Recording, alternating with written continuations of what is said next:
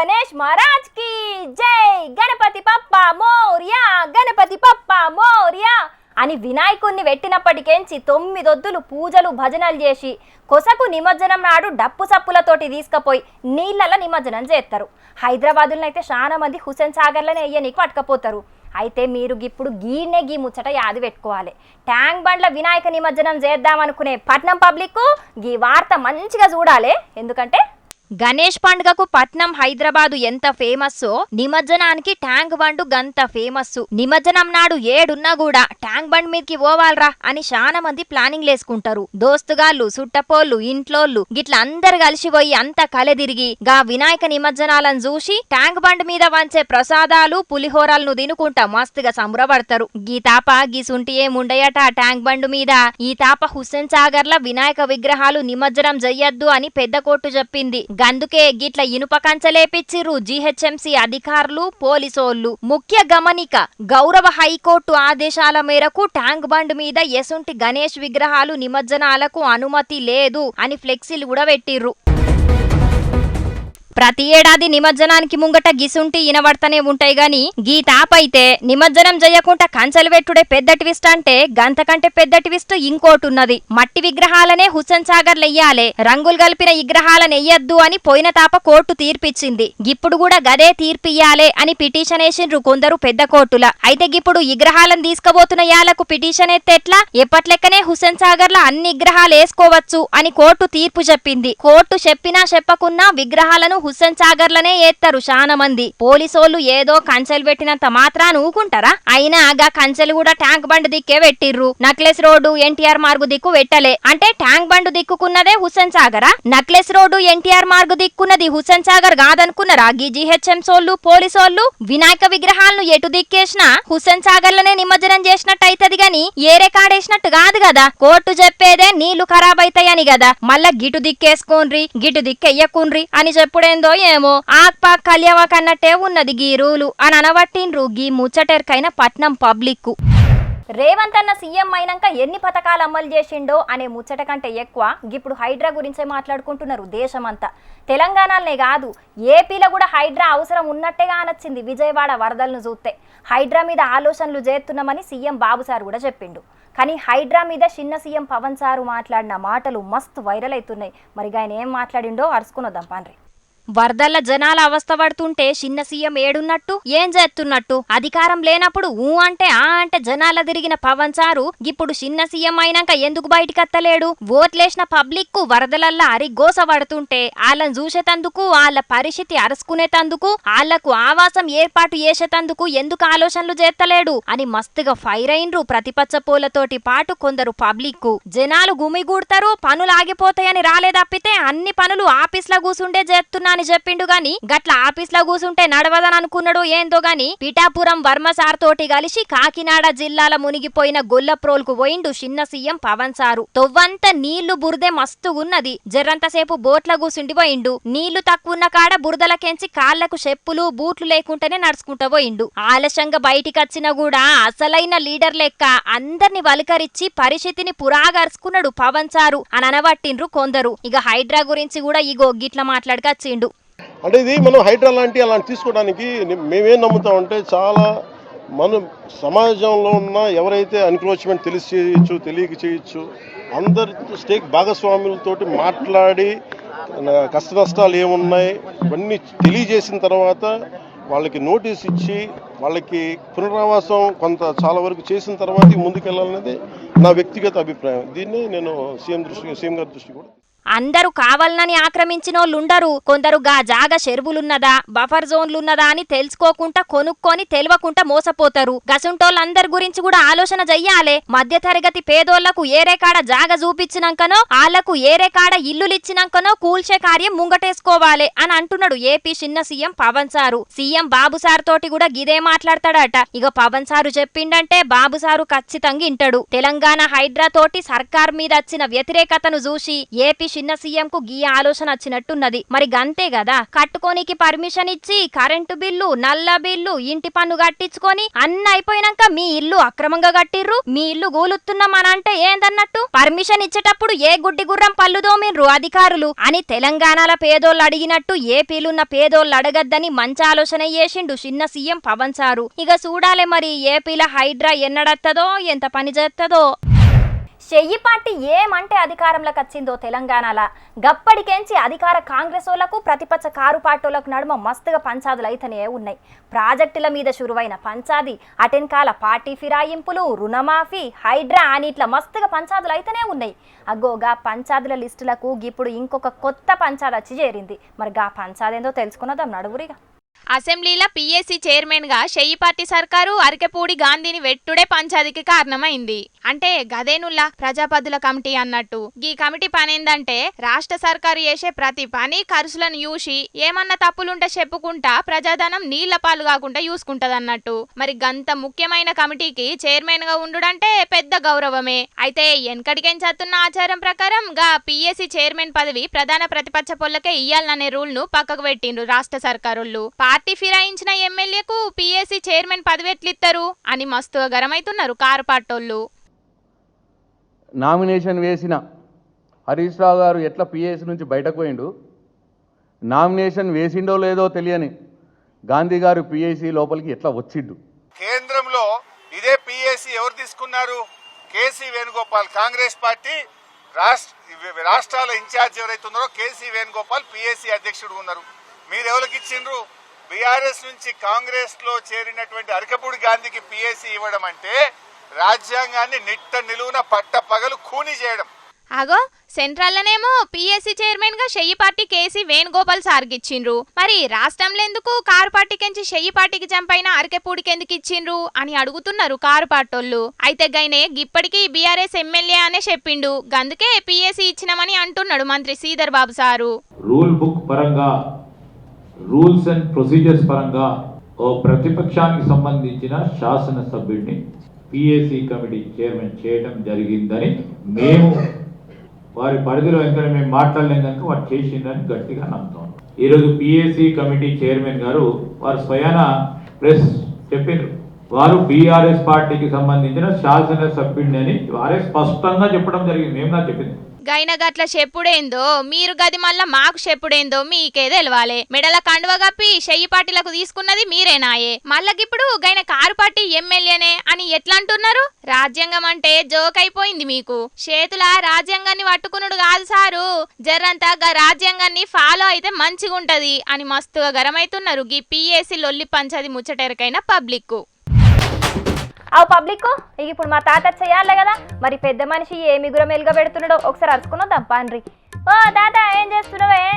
చిచి గిన్నె అప్పులైతే ఎట్లా ఏం కథ? అప్పు పెద్ద ముప్పు అంటారు. నేను పుట్టిన సంధి అప్పులు తెచ్చుడే అవుతుంది కానీ వాటిని తిరిగి కట్టుడైతే అయితలేదు. మరి ఇట్లా ఇవి పెరిగి పెరిగి రేపటి వరకు మళ్ళా ఏం అమ్మి అప్పులు కట్టుడైతుంది ఏం కథ? పొద్దుకు 3 పూటల పుట్టుగా దాగి ముసలి దాంతో పంచాదులు కోసుకుంటా రికాం కూర్చుంటే అప్పులు కాకుండా ఏమైతాయి ముసలోడా? అయినా గా అప్పులు చేసేటప్పుడు లేని సోయి అవి కుప్పలై కూర్చున్నాక ఎందుకు గింతగానం బాధపడు చెప్పు? మంది కొంపలు ముచ్చేదానా ఎవరు తాగి రికాం కూర్చుంటాండే? ఏమో లావు నిలుగుతానవేందా నీ మేలూరు మొక్కలో మొరం కొట్ట? ఏమో నా మీద పడి ఎడతానవేందా దుజ్జతలకేదానా గుజ్జలుగు పాయలదానా మంది కొంపలు ముచ్చేదానా? ఏయ్ నేను ఆడదాకా వచ్చిందనుకో గువ్వ వలుగుతుంది ముసలోడా. నోరున్నది కదా అని నీ ఇష్టం ఉన్నట్టు తిడతా అంటే పడేటోళ్ళు ఎవ్వరు లేరు ఇక్కడ. లేకుంటే గట్టి మొక్కన పోయి అడక తినిపో. అయినా నీ నానుడేంది ఈ అప్పుల కుప్పలు ఇతనే పేరుకుంటా పోయేది ఉంటే అందరి పరిస్థితి గదే తట్టున్నది గంతి. అరే అప్పటి అప్పులని మొత్తుకుంటున్నావు, ఎవడు చేయమన్నాడు ముసలోడా నిన్న అప్పులు? నీరుగనదానా నేను అప్పులు చేసుడేందే? నేను దండలాడేది మన తెలంగాణకు అవుతున్న అప్పుల గురించి. అంటే నేను అప్పటి సంది అప్పులు అని మాట్లాడతా అంటే నేను చేసిన అప్పులు అనుకొని నన్ను తిడతాను వానే. నువ్వు తలా తోక లేకుండా మాట్లాడుతుంటే ఎట్లా అర్థమైతే చెప్పు? ఆయన తెలంగాణ అప్పుల గురించి నువ్వెందుకు గింతగానం తనలాడుతున్నావే? మరి తనలాట అంటే ఉండదా? మరి 10 ఏళ్ళు అధికారంలో ఉన్న కేసీఆర్ సారు 6,72,000 కోట్ల రూపాయల అప్పు తీసుకొస్తే రేవంత్ సార్ సర్కారు గద్దెనెక్కిన 9 నెలలనే 75,995 కోట్ల రూపాయల అప్పు తీసుకొచ్చిర్రట. ఇంకా ఈ 2-3 వద్దులలో మళ్ళీ 1,500 కోట్ల రూపాయలు కూడా అప్పు తీసుకొచ్చేది ఉన్నదట. మరి రేవంత్ సార్ సర్కార్ను కూడా ఏం చేయమంటున్నావు ముసలోడా? కేసీఆర్ సార్ చేసిన అప్పులకే మస్తు వడ్డీలు కడుతున్నారట. ఏరికేనా నీకు? దుడ్డశవులదానా కేసీఆర్ సార్ ఆ తెచ్చిన అప్పు రూపాయలు తీసుకుపోయి ఇంత దాచుకున్నాడా అనే? అరే కాళేశ్వరం ప్రాజెక్టు కడితే కాదా అనే అప్పు? జిల్లాకు ఓ కొత్త కలెక్టర్ భవంతులను కడితే కాదా అనే అప్పు? మండలానికి ఒక కొత్త గురుకులాన్ని కడితే కాదా అనే అప్పు? మిషన్ భగీరథల ఊరుకు కాలువలు తీస్తే కాదా అనే అప్పు? కొత్త గుళ్ళను కడితే కాదా అనే అప్పు? కొత్త సెక్రటేరియట్ కడితే కాదా అనే అప్పు? మళ్ళా కొత్త దవాఖానలు కడితే కాదా అనే అప్పు? ఏమైనా కేసీఆర్ సార్ అప్పు చేసిండు అని తెలంగాణ రాష్ట్రాన్ని మొత్తం అప్పుల తెలంగాణ అని 10 మందిలో పజ్జిత పాలు చేయబడుతుంది. మీ నోళ్ళ మనుగొట్ట. మరి ఇంకేంది? కేసీఆర్ సార్ సర్కార్ తెచ్చినట్టు రేవంత్ సార్ సర్కార్ కూడా అప్పు తెస్తాంది. తప్పే ఉన్నది తీయరాదిగా. అరే ఏమన్నా ప్రాజెక్టులు కట్టిపిచ్చిర్రా? ఏమన్నా కలెక్టర్ భవనాలు కట్టిపిచ్చిర్రా? బళ్ళు కట్టిపిచ్చిర్రా? గుళ్ళు కట్టిపిచ్చిర్రా? రోడ్లు వేపిచ్చిర్రా? ఏం అభివృద్ధి పనులు చేసిర్రా అని గింతగానం అప్పులు చేస్తాళ్ళు? ఏం చేసిర్రా అప్పు తెచ్చిన పైసలు అవి చెప్పు. అరే నీ అవ్వ, అభివృద్ధి చేయకుంటే సంక్షేమ పథకాలు చేపడతలేదా అనే సర్కారు? వాటి కోసానికి అప్పులు తెస్తున్నది సర్కారు. తప్పేమున్నది దాంట్లో? నీ సంక్షేమం ఏమితకు ఏం చేసిందే సర్కారు? గద్దెనెక్కిన 100 రోజులలోనే అమలు పడతామన్న 6 గ్యారంటీలు ఆన్య పక్కేసుకొని పండవచ్చా. ఇంకా నాట సంక్షేమ పథకాలు పెట్టినట. సంక్షేమ పథకాలు వాళ్ళు చేస్తాను ఇవ చూస్తాందట. ఏ లావు మాట్లాడుతున్నావు ముసలోడా? ఆడోళ్లకు ఫ్రీ బస్సు ప్రయాణం నీ అయ్య చేసిండా? రైతులకు 2 లక్షల రుణమాఫీ నీ అవ్వ చేసిందా? ఇంటింటికి ఉచిత కరెంటు నీ తాత చేసిండా? ఇవన్నీ చేస్తున్నా కూడా ఇంకా సర్కారును మాట అంటే నీకు పుట్టగతులు ఉంటాయి ముసలోడా. ఎవరు చేయమన్నాడే అవన్నీ? బస్సులు పిరీలు పెట్టుర్రి అని ఆడోళ్ళు రోడ్ల మీదకి వచ్చి ధర్నాలు చేసిర్రా? ఇంటింటికి ఉచిత కరెంటు ఇర్రి అని ఇళ్లలున్న జనాలు రోడ్ల మీదకి వచ్చి రాస్తారోకలు చేసిర్రా? గిట్టుబాటు ధర పెట్టే ధైర్యం లేని సర్కార్లను రుణమాఫీ చేయమని మా రైతులు అడిగి రానే చేస్తాండట. ఏమో చేస్తాండ్లు. సంక్షేమం ఎంత ముఖ్యమో అభివృద్ధి కూడా అంతకంటే ఎక్కువ ముఖ్యం. అది యాది పెట్టుకోవాలి సర్కార్లు. నీ కుట్రేందో ఇప్పుడు అర్థమైంది ముసలోడా నాకు. ఎప్పుడు చూడు బీఆర్ఎస్ పార్టీకి అనుకూలంగా మాట్లాడుతున్నావు, కేసీఆర్ సార్ ను ఎన్కెత్తుకున్నావు. ఎందుకు చెప్పు? చెంబు అందుకొని దంచింది అనుకొని నెత్తి మీద ఉన్న సౌర వెంటకాలను ఇవ్వాలి కదక్కదాన. ఆ కేసీఆర్ సార్ అధికారంలో ఉన్నప్పుడు నాకేం తోడి పెట్టిండు, ఇప్పుడు అధికారంలో ఉన్న రేవంత్ సార్ నాకేం తోడి పెడతా అంటే? ఎవరు గడ్డ మీద కూర్చున్నా నా కట్టం నేనే చేసుకొని బతకాలి. ఎవరిని ఎందుకు నేను ఎన్కేసి కచ్చుకుంటానే? ఒక వాడొకడు వీడొకడు కూడా నీ లెక్కనే మాట్లాడతాను. రాముల తాత కారు పార్టీలను ఎన్కేసుకొస్తా అంటాడు, కేసీఆర్ సార్ కు బాగా సపోర్ట్ చేస్తాడు అని బాగా మాట్లాడతారట. ఎవ్వరు ఏమి నాకు తోడి పెట్టింది లేదు. అరే జనాల తరపున మాట్లాడు పెద్ద తప్ప అని వాళ్ళని ఎన్కేసుకొచ్చినట్ట. ఏ సర్కారు గడ్డ మీద కూర్చున్నా కూడా నిలదీసి అడుగుడే ఈ రాములు పని. అదే పని చేస్తా. ఎవ్వరు నాకు సపోర్ట్ కాదు, ఎవరికి నేను సపోర్ట్ కాదు. ఓ అయ్యా రాములు, నాదే తప్పైంది కానీ మరి నువ్వైనా నేనైనా ఏం చేస్తామే? ఉచితాలు ఏ పార్టీ ఎక్కువ ఇస్తా అంటే ఆ పార్టీనే గెలిపించి గద్దె మీద కూర్చుండబెట్టబట్టిరి జనాలు. మరి ఆ సర్కార్లైనా ఏం చేస్తాయి చెప్పు? ఇచ్చిన మాట ప్రకారం ఉచితాలు అమలు వరసాలంటే అప్పులు చేయాలి కదా. అవును, నువ్వన్నది కూడా నిజమే. కానీ కోడలకు బుద్ధి చెప్పి అత్త అలకదక్కువ పని చేసింది అన్నట్టు ఈ చెయ్యి పచ్చోళ్ళు మొన్నటి దాకా కేసీఆర్ సారు తెలంగాణను అప్పుల తెలంగాణ చేసిండని బాగా ఎత్తి పొడిచిరు కదా. మరి ఇప్పుడు వీళ్ళు చేస్తున్న పని ఏంటిది? అట్లా అడుగున్నా తప్ప? అరే తప్పు అని నేను అంటలేనే, కానీ ఇట్లా అడిగిన వాళ్ళనే కడగసాగుతున్నారుగా అదే కొంతమంది. అందుకే నీకెందుకు అంటున్నా. అవగ్గి వీడిట పోతాండు. ఇక రారా కండువాలు గిన్నెవాళ్ళు మెడలు వేసుకొని జోరుదారుగా అయ్యేటో పోతాను కదా. నిన్నొక ముచ్చట అడుగుతా చెప్పురా లస్కులు. ఇన్నొద్దులు కేసీఆర్ సారు అప్పులు తెచ్చి తెలంగాణ మొత్తాన్ని అప్పుల తెలంగాణ చేసిందని బాగా నీలిగినావు కదా. మరి ఇప్పుడు మీరు రేవంత్ సార్ కూడా బాగా అప్పులు చేస్తాడు కదా, ఎందుకు అంటావు? కేసీఆర్ సార్ అప్పులు తెచ్చిండు కాబట్టి రేవంత్ సార్ అప్పులు తెచ్చి కేసీఆర్ చేసిన అప్పులకు కడతాండు. మళ్ళా ఆ అప్పులు కట్టేటందుకు మళ్ళీ అప్పులు చేస్తారా మీ చేయి పచ్చోళ్ళు? అవును. ఇట్లా ఇక 5 ఏళ్ళు అధికారంలో ఉన్న రోజులు అప్పులు తెచ్చుడు మీదనే ఉంటారు అన్నట్టు. చేసుడిగా అప్పులు. మంచిగున్నది కథ. వాళ్ళు చేస్తారు, మీరు చేస్తారు, మళ్ళీ వచ్చేటోళ్ళు కూడా చేస్తూనే ఉంటారు ఇక. అరే అంతేనా గింతేనా అన్నని అడిగితే ఏం చేస్తాడే? అచ్చిరాని కథలు వాడి ఏమన్నా లొల్లిగా చేస్తావా ఏంది ముసలోడా? సప్పుడు ఇంటికి పోయిగా. అరే ఆ కారు పాచోళ్ళు మీ చెయ్యి పాచోళ్ళు కలిసి కొత్సాకరికి తెలంగాణను బేరం పెట్టి అమ్మరాదురా, ఒక్క సిద్ధం అయిపోతుంది. ఈ అప్పులేంది కుప్పలేందిరా? కొత్సాకరికి ఎవరైనా ఎత్తి మీద పెడతారా ఈ తిప్పలన్నీ?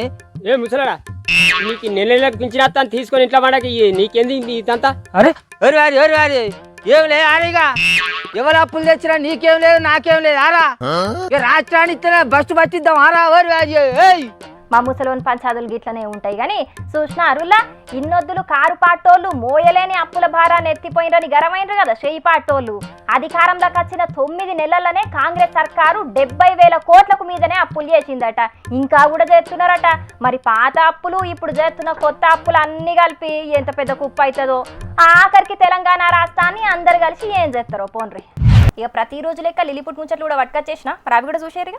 గణపతి పండుగ వచ్చిందంటే చాలు గల్లీ గల్లీకో గణపతి విగ్రహం పెట్టుకొని నవరాత్రి పూజలు చేస్తుంటారు భక్తులందరూ. ఇక అట్లనే సిద్దిపేట జిల్లా దుబ్బాకలున్న గీళ్లు మాత్రం మండపంలో గణపతిని పెట్టుడే కాదు సైబర్ నేరాల పట్ల పబ్లిక్ కు అవగాహన కల్పించనీకి మండపం అంతా ఫ్లెక్సీలు ఎట్లా పెట్టినరో చూడుండ్రి. ఇక సైబర్ మోసాలు జరగకుండా పబ్లిక్ తీసుకోవాల్సిన జాగ్రత్తలు, ఒకవేళ మోసపోయినట్లయితే పోలీసులను ఎట్లా సంప్రదించాలనోనని అన్ని వివరాలను ఫ్లెక్సీలో కొట్టించి పెట్టిండ్రు గిట్లా.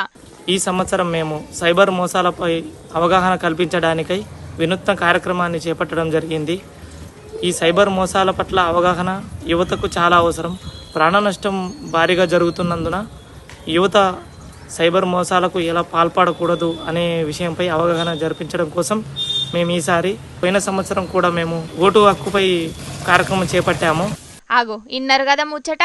సైబర్ మోసాలు చేయబట్టి చాలా మంది ఆగమాగమవుతున్నారు. గందుకే జనాల్ని అలర్ట్ చేసి మోసపోకుండా ఉంచాలని గీ తీరుగా ఆలోచన చేసిండ్రట. అంతకు మొదలు కూడా గిట్లనే ఓటు హక్కు మీద అవగాహన కల్పించనీకి మండపాన్ని తయారు చేసిండ్రట. ఇక ఇప్పుడేమో సైబర్ మోసాల పట్ల పబ్లిక్ ను అలర్ట్ చేయనీకి గీ తీరుగా ప్రచారం చేస్తున్నారన్నట్టు. అటు భక్తితోని పాటు ఇటు సమాజం గురించి ఆలోచనలు చేస్తున్న గీళ్ళు నిజంగా చాలా గ్రేటే. గీళ్ళు చేసే పనులు చాలా మందికి ఆదర్శం కూడా అవుతున్నాయి. సమాజం పట్ల బాధ్యతగా ఆలోచనలు చేసుకుంటా అవగాహన కల్పిస్తున్న గీళ్లను పోలీసులు కూడా తారీఫ్ చేస్తున్నారు. ఇగో గీ పెద్దవ్వని చూస్తున్నారా 10 ఏండ్ల సంధి బాత్రూమ్ నే ఇల్లు లెక్క చేసుకుని బతుకుతున్నది. ఆగో చూసిండ్రా బోళ్ళు బోకేలు బియ్యం సంచులు సందుగ పెట్టెలన్నీ బాత్రూంలోనే సదిరి పెట్టుకున్నది. గిట్లా వికారాబాద్ జిల్లా చిగురాల్ అనే ఊళ్ళున్న గీమకు 10 ఏండ్ల కింద స్వచ్ఛ భారత్ పేరు మీద గీ బాత్రూమ్ ను కట్టించిండ్రట సర్కారోళ్ళు. అయితే గీమకు ఉండనీకి ఇల్లు లేకపోయే వరకు గప్పటికెంచి గిదే బాత్రూమ్ లోనే ఉంటున్నదట. 10 ఏండ్ల నుంచి నేను ఇంట్లోనే కొనసాగుతున్నాను సార్. 10 ఏళ్ల నుంచి ఇళ్ళనే కొనసాగుతున్నాను. ఎవరు ఇంట్లో దిక్కెళ్ళి ఎవరు పట్టించుకుంటలేరు, ఎవరు ఏం చేస్తలేరు సార్. ఇల్లు కావాలి ఉండనీకే ఇంత వండుకోనికే గూడు అయితే చాలు సార్. నేను ఏం అడుగుతలేను, మేము ఉండనీకే గూడు అడుగుతున్నా సార్. గీ నడమ కొట్టిన వానలకు ఉన్న బాత్రూమ్ కూడా మొత్తం నీళ్లు ఉరుసుకుంటా ఎప్పుడు కూలిపోతుందోనని మస్తు బుగులు పడుకుంటా బతుకుతున్నదట. ఇక ఈ వీడియో వైరల్ అయ్యే వరకు గీ ముచ్చట మీద సీఎం రేవంత్ అన్న కూడా స్పందించిండు. ఇక ఎంబటే ఆడున్న ఆఫీసర్లను గీమ తానకు పోయి పరిస్థితి తెలుసుకొని ఇంటిని కట్టించే ఆలోచన చేయాలని ఆర్డర్ వేసిండు. ఇక ఆ సర్కారోళ్ళు జల్దిన గీ అవ్వకు ఇల్లు కట్టించి అవ్వ జల్దిన గా ఇంట్లో పాలు పొంగియాలని మనం కూడా కోరుకుందాం. ఇండ్లు లేక గీ అవ్వ లెక్కనే తిప్పలు పడేటోళ్ళు లోకం మీద ఇంకెంత మంది ఉన్నారో ఏమో పోన్రి. ఇక పబ్లిక్ ఇలా తెచ్చిన కాడికైతే అన్ని ముచ్చట్లు చెప్పేసినులా. ఇక ఇవుల్లా అయ్యాల్టి కపిల్ అగ్రో సమర్పించు జోర్దార్ వార్తలు. మళ్ళీ వచ్చే జోర్దార్ వార్తల్లో మళ్ళీ మస్తు ముచ్చట్లు పట్టుకొచ్చేస్తాం మీకోసం. అప్పటిదాకా ఏం చేయాలో మీకు ఎరకనే కదా, చూస్తూనే ఉండండి హెచ్ఎం టీవీ. అట్లనే ఇంకిని మంచి మంచి వార్తల కోసం హెచ్ఎం టీవీ యూట్యూబ్ ఛానల్ తప్పకుండా సబ్స్క్రైబ్ చేసుకోండి. గిసుంటి ముచ్చట్లు ఆడ మస్తు ఉంటాయుల్లా. అన్ని ముచ్చట్లు మీ దాకా చేరాలంటే తప్పకుండా గంట కొట్టుండ్రి, లైక్ చేయండి. ఈ ముచ్చట్లను మీ దోస్తులకు షేర్ కూడా చేయండి. ఏమంటున్నాం? సరే ఉంటాం, మళ్ళా టాటా, నమస్తే.